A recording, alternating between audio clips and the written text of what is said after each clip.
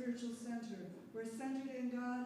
We choose to celebrate a world of harmony, peace, and abundance for all. Will you please stand with us and join us as we sing our joy songs?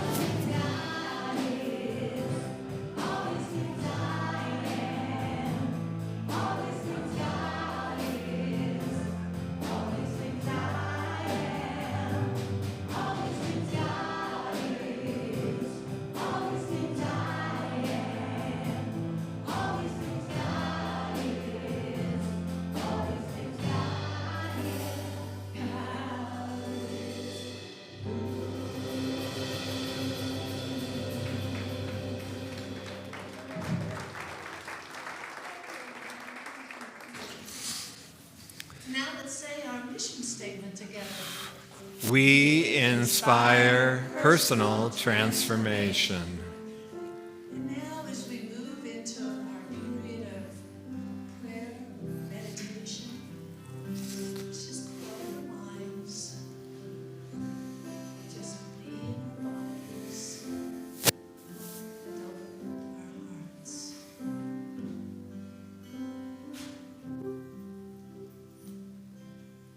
When I pray,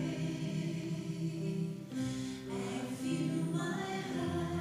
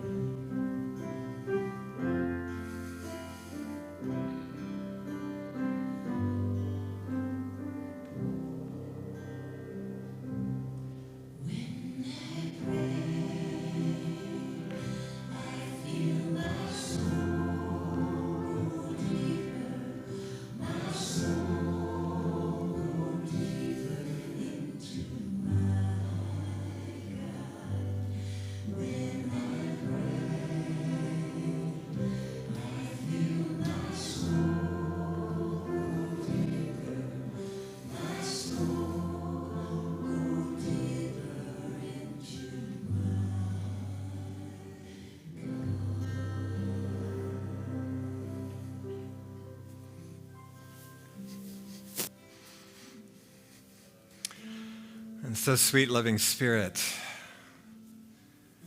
I stand here today receptive, open, recognizing that I've had this tendency to pray to you,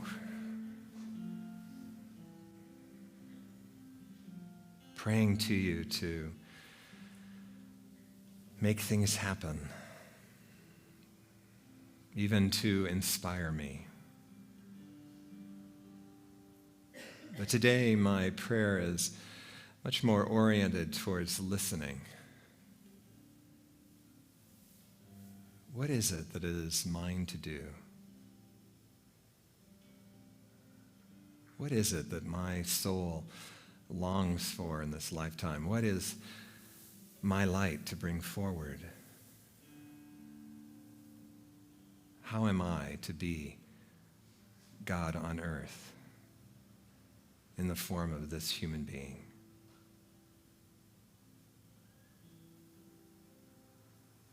I recognize the level of surrender that this takes. I recognize that it will be uncomfortable at times.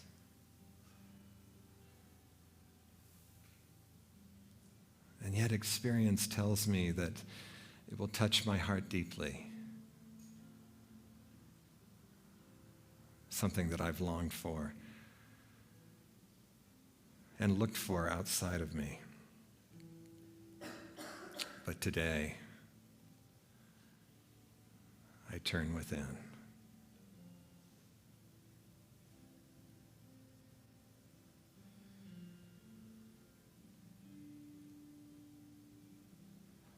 From this place of centering, this place of allowing myself to be fully embodied,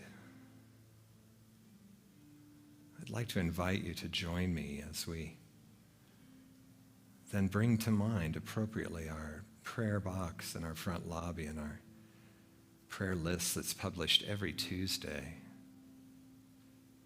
And recognizing that we don't really need God to do anything. We simply acknowledge that the God that is expressed as us is doing a good work, a complete work in everyone and every situation. We simply add our light and our presence.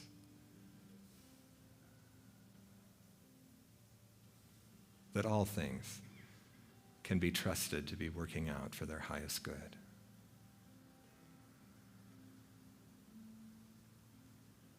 And as we open to that for ourselves, as we come to recognize that our life is not about efforting, but simply being receptive and showing up to the guidance, then we can say, thank you, God. Thank you, God. And so it is, so it will always be. I'd like to invite you now to come with me into a time of meditation, a time where we connect with that still, quiet inner space,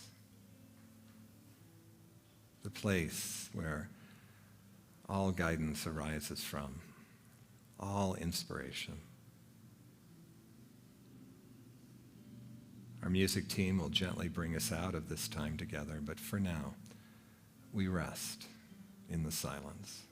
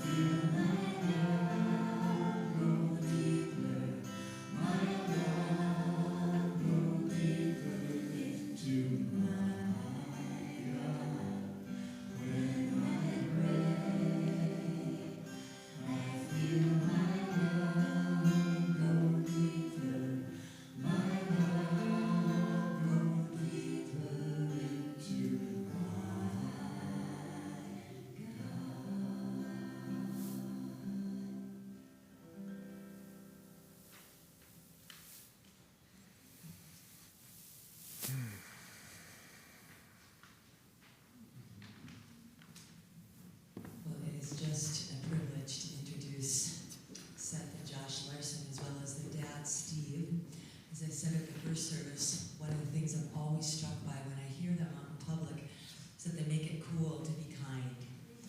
And they don't lose any bit of the rocking experience just because they sing from a human place.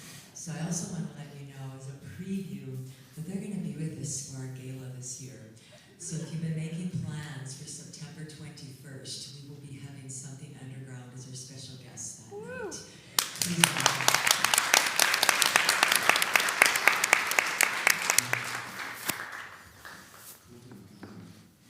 Have you said that before? Yeah, that's good. That's good. Get that down. Somebody write that down, please.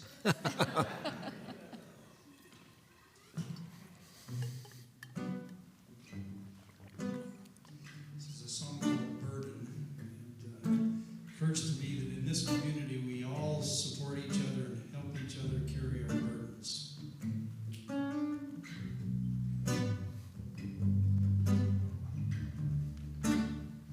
Let me carry your burden.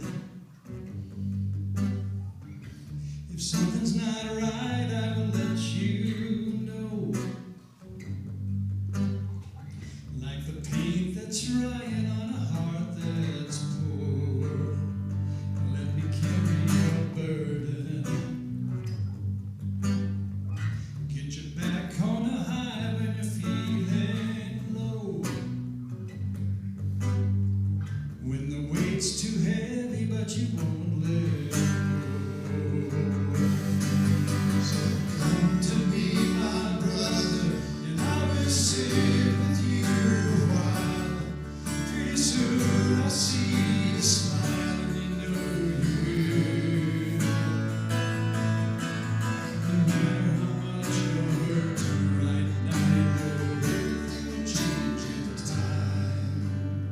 So let me carry your burden.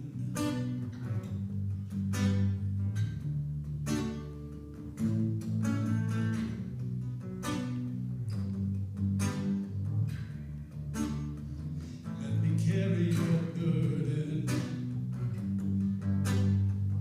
When your mind's on fire, but your mind is cold, and you're fighting flames, it won't keep you warm. Come to me, my brother, and I will sit with you a while. Pretty soon I'll see you smile, and know you will. No matter how much you're hurting right now, you know everything will change in time. Let me carry your burden, oh brother mine.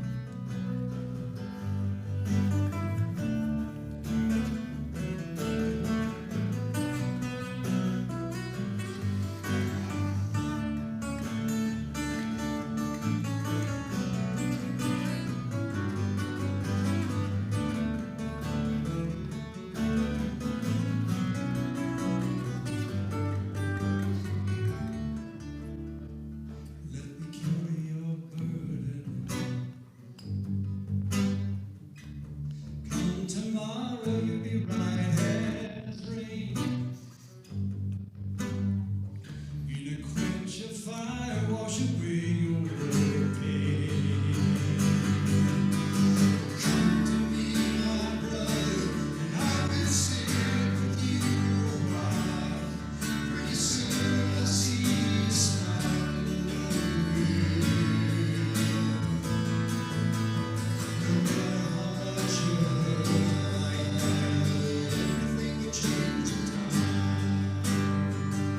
I just might see you in the night. I got no love here tonight. Let me carry your burden.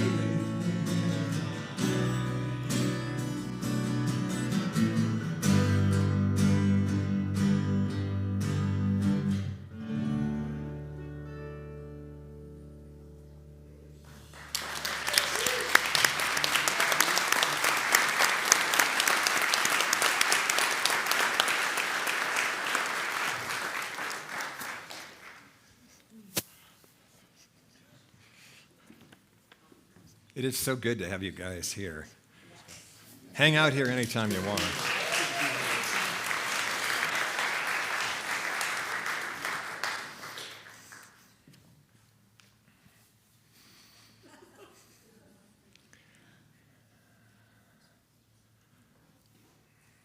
Where did you learn to pray?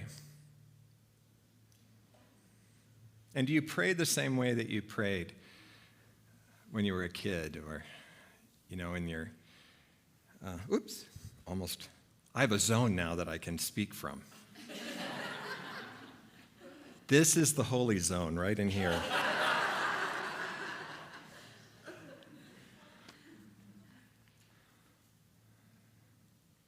But I would like you to consider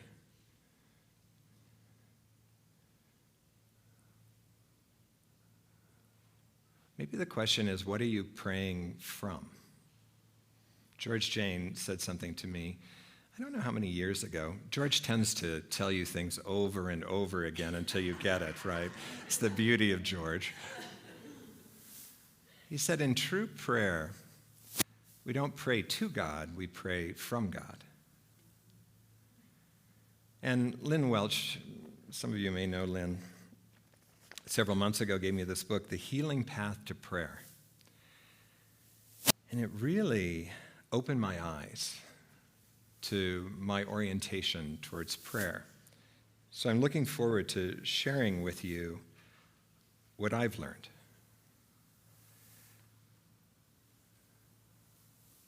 Ron Roth points out that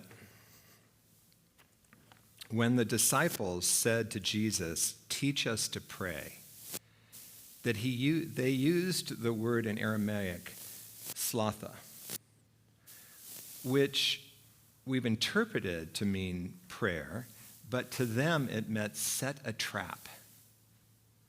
Now, for some of you who, still think that God is out there to serve you, right? You're like, fantastic. I can pray for something and it's setting a trap for it. I can have that parking space or that new car, that new partner. It's got to be coming just around the corner, right? But I want to just sort of set the tone for what the disciples were going through when they asked that. They were raised in a culture that was all about rules and living according to rules. Your individuality as a person was far less important than how you lived your life according to these standards. And whether you went into some kind of favorable afterlife was also highly determined by your actions in this life.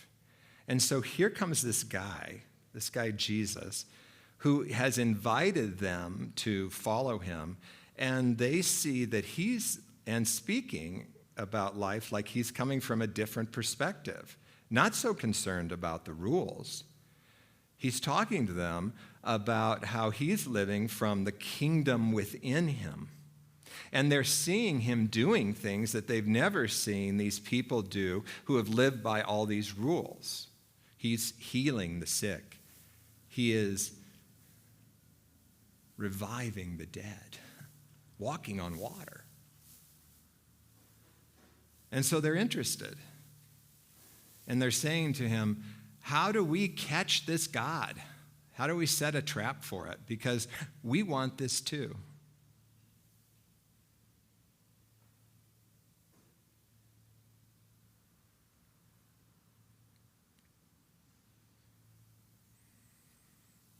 And Jesus, by the way, then gives them the Lord's Prayer, which if you take a step back from the Lord's Prayer, it's really talking to the fact of, hey, what you need will be provided for you.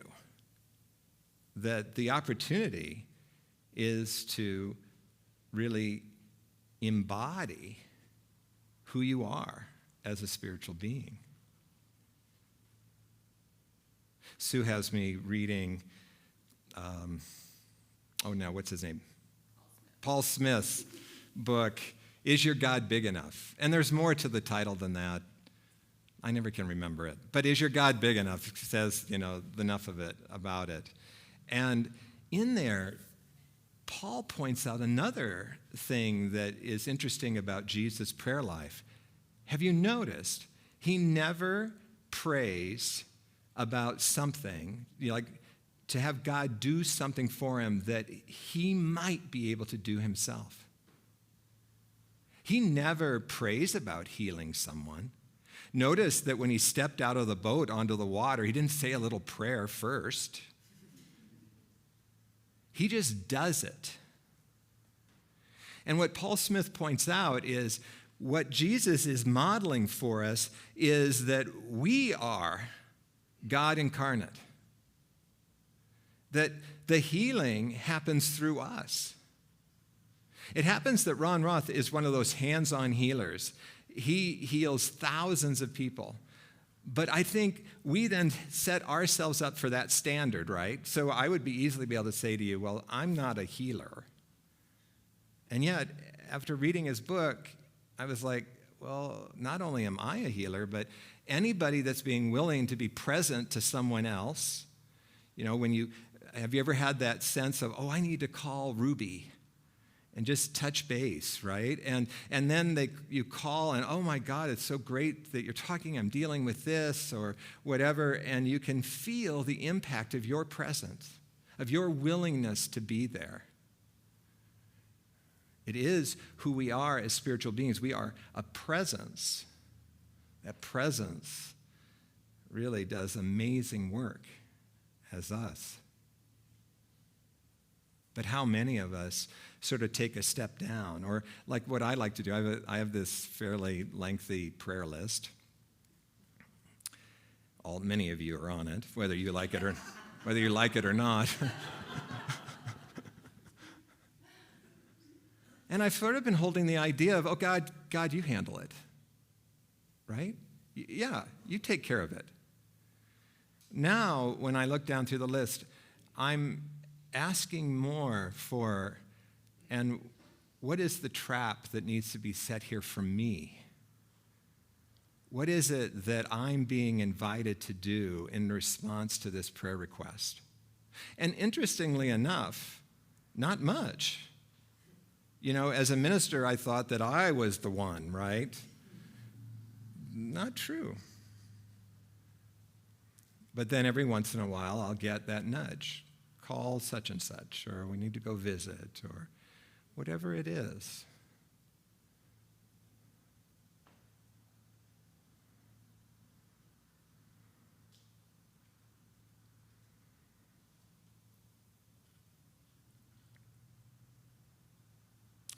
Jesus pointed to the fact that the issue is not that God needs to do something for us, but that we need to work on our faith. It's interesting. Jesus lays it right out, but I'd never really read it that way before. In Matthew 17:20, for truly I tell you, if you have faith the size of a mustard seed, you will say to this mountain, move from here to there, and it will move. And nothing will be impossible for you. You're it. Now, you're not it for everything, right? But you're it for what you're guided to do. And that's the other thing that Jesus modeled for us. While he didn't ask for prayers around what he suspected or what was, the potential of a human being who is a spiritual being, but he spent a good amount of time by himself in the silence, listening, being receptive. And I was reading, and I'm kind of amazed that I was reading this, but I felt drawn to Revelations, and Revelations was written by a guy named John, and John is talking in this section of Revelations about, it's Revelations 10:9-11. He's talking about how an angel appeared to him, and the angel was carrying a little scroll. Symbolically, that would be guidance. And John asked the angel for the scroll, and the angel said, I'll give you the scroll, but you need to also eat it. And what great symbology, right? That we don't get to just hear the guidance. We have to really embody it. It's ours to follow. And when you look at the symbology of it, the angel goes on to say, for it will taste bitter or be experienced as bitter in your stomach, but sweet as honey in your mouth. And the belly often is the center. It's referred to in many traditions, actually, as our center of survival. It's where if we have issues around not feeling like we're enough or not really being able to stand in our faith, we often are tense in our belly. And so isn't it fun that he's saying, yeah, I'm going to give you this guidance, but be prepared. It could push you to the edge of your comfort. It might be a little bitter in the belly. But boy, will it be sweet to your mouth. Because you see, the heart uses the mouth as its expression. You ever found yourself kind of, clenching down because you don't want to say what your truth is because you're afraid? But really, it's the heart in you that delights in the expression of the truth. That delights when you step into your role of who you are, what you're to be, your unique role, how you are to be God, and to bring the light. Bring the light to the planet.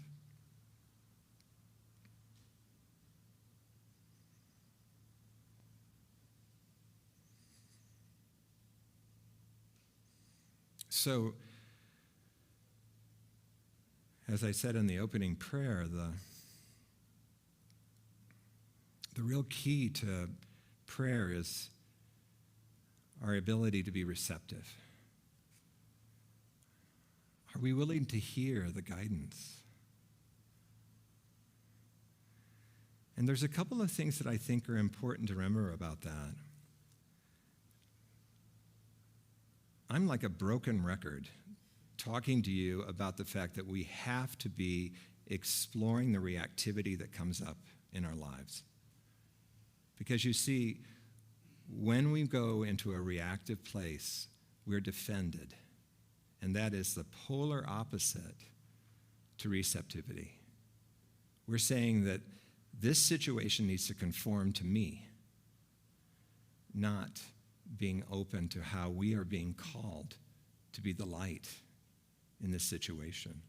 Now, that doesn't mean that we're a pansy, but we speak the truth as we're guided in that moment without the defense of having an agenda around it. And so I'm always asking you to be curious about your reactivity. In the moment, that can be hard, but take a breath, and after the fact, be curious about, why did I scream at that person? Or why did I have such a strong reaction when they said this or when this happened? That then fosters what I think is also very important if we're going to open to this natural gift we have of guidance, is we have to learn to be an empty vessel. It's much harder than we think. I love the analogy of the wedding in Cana. You know, Jesus and his mother were invited to this wedding, and somewhere in the party part of the wedding, they ran out of wine. And Jesus' mother, elbows him and says, "Do something." I can see that your mothers were like that too. And Jesus was resistant, and he was, resistant for, possibly a reason that we might be resistant. He was like, I don't want to be showing what spirit is through party tricks, you might say. This is not, Mother, this is not what I want to use this amazing potential I have as. But she was persistent, as my mother can be persistent, right? And so eventually he gave in, and he went to the servers, an empty vessel. And then he said, "Fill those vessels with water." Water can have many different metaphysical meanings, but the one that seems to fit the best here is the vital energy of life, which is your nature. You see, your nature comes forth as ideas, as inspiration, as in the moment, just this knowing that you've got to do something. And it's yours to do. That's allowing this empty vessel to be filled up. But wow, keeping the vessel empty is not easy. Stuart and I are hanging out in Grand Lake this weekend, and I drove down this morning, and it's absolutely stunningly beautiful to drive down from Grand Lake, but I got my vessel all full of rehearsing. What am I going to say? My God, I have to be inspirational today. This is the day they're going to find out I don't know shit.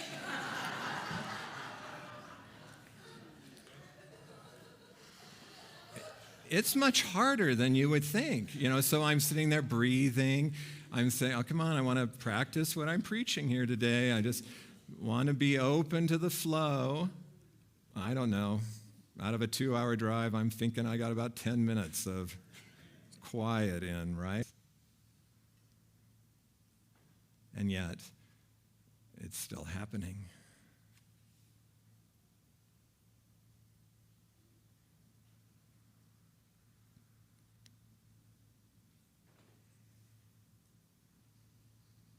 So if we're going to have an empty vessel, if we're going to even be able to notice our reactivity, we encourage you in Unity to practice prayer and meditation. And I would like to encourage you not to get too wrapped up in what we call the prayer part, that the words are important. I use words too often to bring myself back to the practice of the silence. It's Ryan, is it Borowski? Is that how you say Ryan's last name? Ryan Borowski, and when he took the new member class, I'm not a big fan of affirmation because I think they can be overused, too much word. And he said, I like to use affirmation to remind me of my potential. What a wonderful thing to move into meditation, to be reminded, I am God's hands and feet on this planet. I am the living expression. I am the one that brings the light. And then to move in from that spaciousness into this time of quiet, of listening. And Charles Fillmore sometimes would sit for 4 hours a day waiting for the guidance. But also just to know that your willingness to pause in that silence, to not get caught into the activity of your head, put your attention somewhere else, the belly, your breathing. That when you're willing to do that, it creates a space that can last throughout the day so that inspiration drops in the moment, just as you need it. Or as I have discovered, I just feel guided all the time now.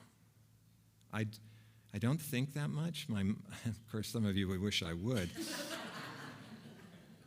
But I find that my mind is very quiet when I don't have the pressure of having to speak to you guys, right, in an hour. And that in the moment, what needs to be said or what needs to be done is just apparent to me. But it's been practice. I've really been paid to practice, right? This is my job.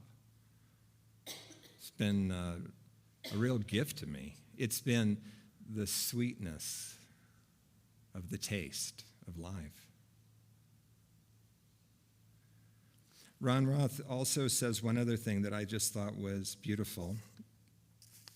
Investing time with God will enable you to set your mind like a trap in order to catch the wisdom and the thoughts of God. And of course, if you follow the guidance you receive, everything you need will be added.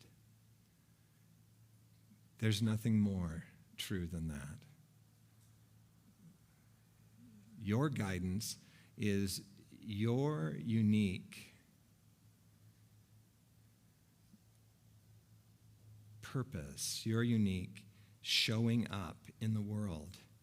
And as mysterious as it may seem in the moment, you will be supported, especially as you practice not resisting, as you learn to surrender as deeply as you can, as you, in effect, set a trap for what is it that is mine to do here. And as the light of the world, you'll find that it's sweet like honey to your mouth and to your heart. I want to invite you to begin to prepare your love offerings as we invite the Larsons back up.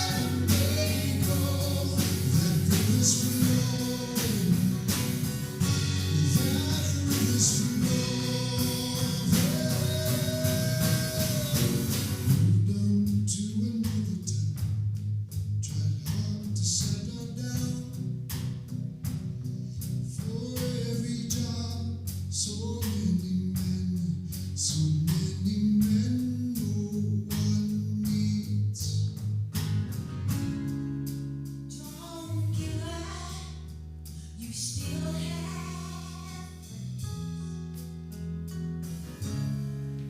Don't give up. You're not the only one. Don't give up. No reason to be ashamed. Don't give up. You still have eyes.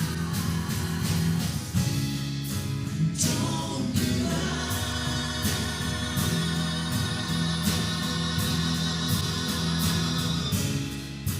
Don't give up.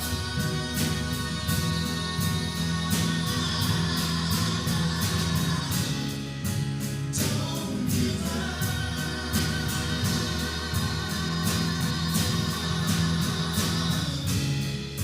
Don't give up.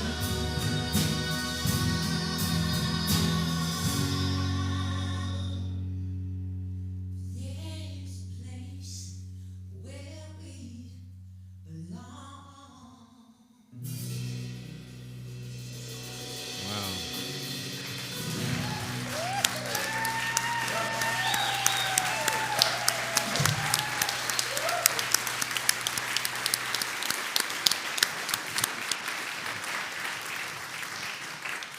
Thank you. That was even better than first. Thank you, Larson's, Janice, beautiful. I want to invite our ushers up now so we can receive your love offerings. We are so grateful for your generosity to this community. We couldn't do what we do without your support, so thank you for that. Let's say our offertory blessing together.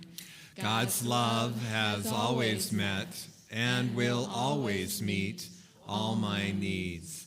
I give freely, I receive abundantly, and I am grateful. Amen. A little bit of community news. This Friday, we're going to have our spring fling, and we're going to be celebrating, hopefully, that the snow is done for the year. It's going to be from 5:30 to 8:30 in Foss Hall. Please bring an appetizer to share. It's a celebration of the end of our spring small group program. Everyone is invited, so please come and have fun and mingle and have some food, and we'll have a cash bar. So this Friday, 5:30. Beth, come on up here. So if you were at our Boulder Creek Festival, we have a booth this year, and we have T-shirts that our volunteers got, and it says Unity Columbine Spiritual Center on the front and I Choose Unity on the back, and we bought extra, so we have them for sale for $15 in our bookstore. If you would like a lovely T-shirt like our model here has on, please stop in at the bookstore and purchase one for $15. Janice, we have an African drumming class. We sure do. So if you were here for the Peaceful Music Concert in March or at last fall's World Singing Day, you probably saw Nyoka Arite, and his band of Walla Americana drummers. Nyoka is a master percussionist from Ghana, West Africa, and he'll be doing a 7-week series of classes on Fridays from 5 to 6:30, starting on June 14th, and that's right here in Foss Hall or downstairs. He provides the drums, all traditional African drums, and the classes are 90 minutes.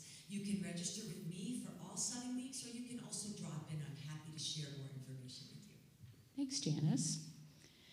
So if you read our update this week, you probably heard the news about our beloved Annie Worth, someone who is definitely following her guidance to move on from her position here, her job here as Director of Community Care, and she wanted to say a few words.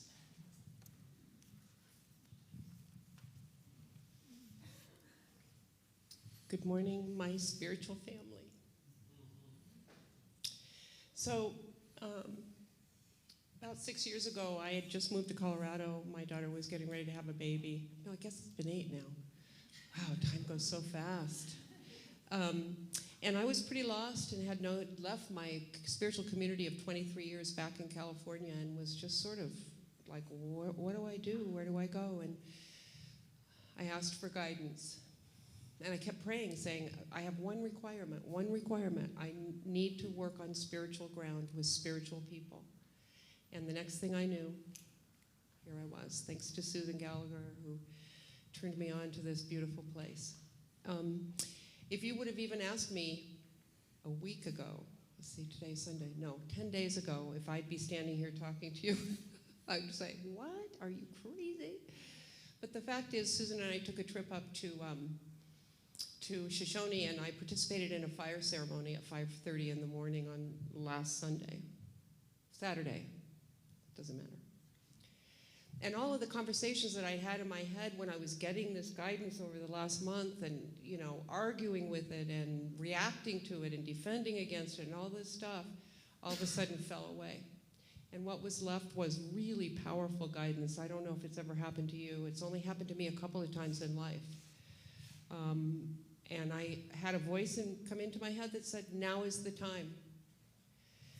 So I don't have a choice, because that's what we study here, right, together, is that when you get the call, you have to answer it. And if you don't, well, what's the point of all of it, right?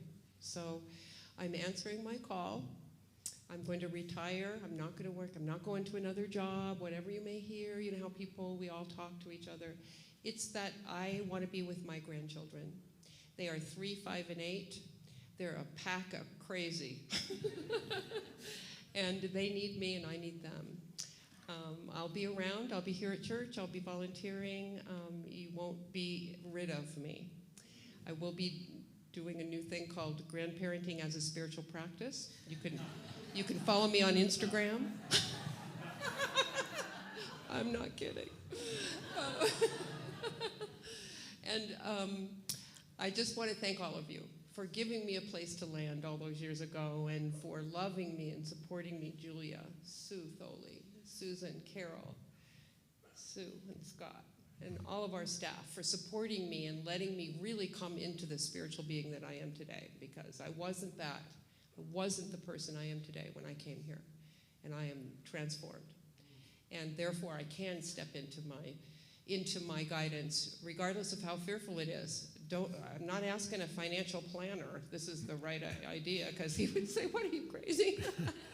But I know that I'm taken care of, and I know what I have to do. So thank you, and I'll see you around. Mm.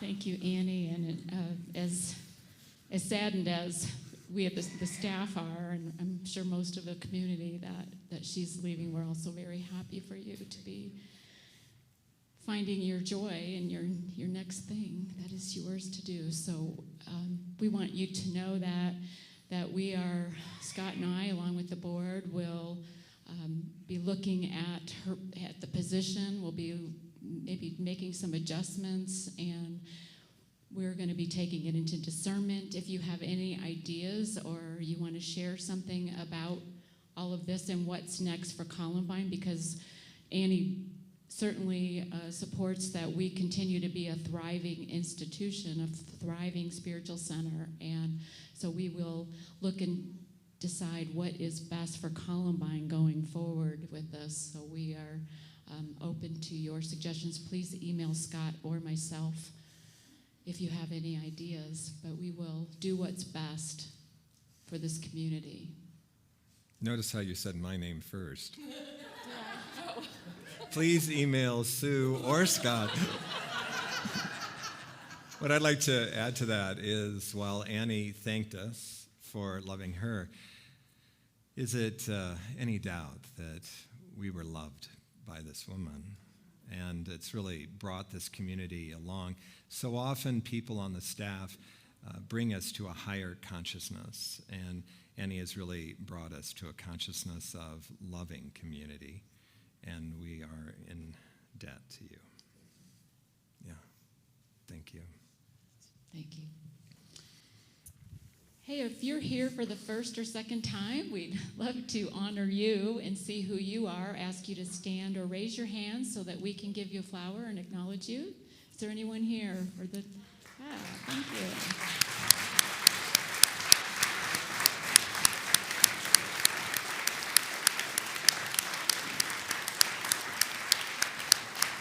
Thank you for being here. We appreciate your presence, and we have fellowship in our Foss Hall, which is just out that way. We'd love to meet you in person, and we have a new member or visitor table if you'd like to hang out there. We'd love to introduce ourselves to you. We're a welcoming community, and we'll all, we won't swarm you, but we'll certainly say hello. Who are prayer chaplains for this service? We got Beth and Joy, and so they'll be on either side of the sanctuary if you got anything coming up for you, any struggles with guidance or just being in that presence. They can be in that presence with you. And we've got all our kids here now. We want to say a blessing to them first, and then we're going to honor all of our teachers today. So let's bless our children. We love you. We bless you. We appreciate you. We see the Christ you are. We love you. We bless you. We appreciate you. We see the Christ you are. Cool. And I want to introduce our Youth and Family Director, Christopher. Good morning. As any of you that are parents or grandparents know, this is the final week of school. It's also the final week of school here of spiritual education on Sunday, and we have this amazing team of people that have come here week after week to teach and be with your children and grandchildren. And I'd like to honor them with your help by asking them all to stand up, and I'm going to tell you their names, and then we can acknowledge them. So please stand up, and we'll introduce you. Starting from way over here, Dan Norman. He helps in our Unikids 2, which is 3rd to 5th graders, along with Nancy and we should ask the people look, in the sanctuary to stand too. Emma's hand is always up because she helps her mom, Marianne Lawler, a lot. PJ Lawn is a wonderful help in Unikids 1 and Unikids 2, as well as in our nursery. Mary Rothman is in our 3 to 5-year-old classes, and Allie Dish is in our Shining Stars with 3 to 5-year-olds, along with Joe Yakimovich. Also, we have John Hopkins, who's not able to be here today. We have such spiritually minded people who really take action on their spiritual beliefs by helping us every Sunday. And help me by acknowledging them. Thank you all. I guess you got them there.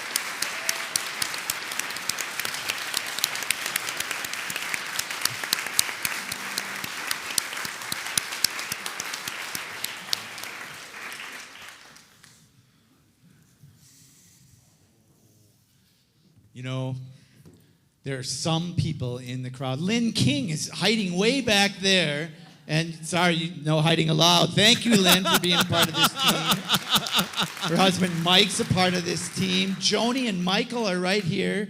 See, you could have come up here, but you were hiding out there too. And we love their help too. I mean, it's just such an amazing group of people. And I'm honored to be a part of this spirituality in action.